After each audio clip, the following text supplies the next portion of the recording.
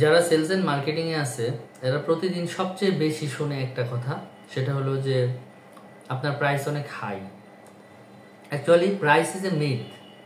মানে তামাম এনভায়রনমেন্ট এবং নেগোসিয়েশন শুনলে মনে হবে যে না, সবকিছু প্রাইসের উপরই ডিপেন্ড করতেছে এবং প্রাইস কম দিলে অর্ডারটা হবে, আর প্রাইসটা যদি না কমানো যায় তাহলে আর অর্ডারটা পাওয়া যাবে না। এই টাইপের একটা অ্যাটমসফিয়ার কাস্টমার সবসময় ক্রিয়েট করে রাখে এবং নানান ধরনের পার্থক্য তুলনা দেখাইতে থাকে যে অমুকে এত দিছে, অমুকে তত দিছে, অমুকের কোয়ালিটি আপনার চেয়ে আরো একটু ভালো, সে তো আপনার চেয়ে 2 সেন্ট কম দিছে।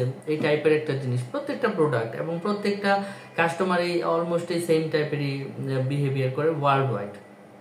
তো আসলে মার্কেটিং এর একটা বিজনেস ক্লোজিং এ যদি 5-6টা আলোচনার ধাপ থাকে, যে কোয়ালিটি, ডেলিভারি, ব্র্যান্ডিং, প্রমোশন, বেনিফিটের কথা, সার্ভিস এবং হচ্ছে যে প্রাইস, সবকিছু মিলে যদি চিন্তা করা হয়, প্রাইস হচ্ছে মার্কেটিং নেগোসিয়েশনের যে চেইন আছে সেই চেইনের সবার নিচে অবস্থান করে।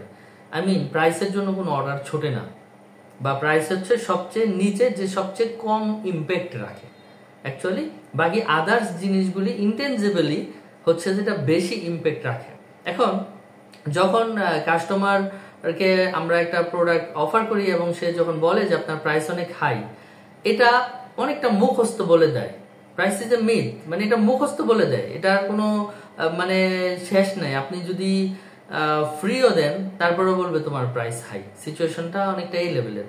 সে আপনি $1,000,000 রিয়েল এস্টেট সেল করেন, আপনি ওই লেভেলের কাস্টমারের কাছে গেলেন, সে বলবে যে আপনার প্লট, ফ্ল্যাট বা আপনার অ্যাপার্টমেন্টের প্রাইস অনেক হাই। এখন সে আপনি কি করেন, আপনি এসে হচ্ছে যেটা যে ফুটপাতের পাশে দাঁড়ায়া এই যে হ্যান্ডব্যান্ড আছে $2 করে বা 100 টাকা 200 টাকার হ্যান্ডব্যান্ড বিক্রি করেন, ওই কাস্টমার বলবে যে না, এটা তো অনেক দাম, এটা তো 5 টাকা হওয়া উচিত, এত দাম কেন? তো সো এই ফুটপাতে যদি আপনি হ্যান্ডব্যান্ড বা একটা যদি ছোট্ট একটা প্লাস্টিকের খেলনা বিক্রি করেন, সেটাও কাস্টমার বলবে প্রাইস হাই। আপনি যদি রিয়েল এস্টেট বিক্রি করেন $1,000,000, সেটার জন্য বলবে প্রাইস হাই। আপনি যদি এরোপ্লেন বিক্রি করেন গোল্ড স্ট্রিমের, সেটার জন্য কাস্টমার বলবে যে প্রাইস হাই। তো সো এটার দুইটা সলিউশন, একটা হচ্ছে অ্যাজ এ সেলসম্যান এই যে প্রাইস হাইয়ের অব্লিগেশনটা, এটা নিয়ে না ঘাবড়ায়া এটাকে আসলে বাইপাস করে, বললামই তো চেইনের সবার নিচে থাকে প্রাইস, মানে প্রাইস নেগোসিয়েশন ইম্প্যাক্ট সবার সবচেয়ে কম। তো সো সেইটাকে সাইড করে রেখে কনফিডেন্টলি আদার্স জিনিসগুলিকে মার্কেটিং এবং কাউন্সেলিং করতে হবে। This is number 1।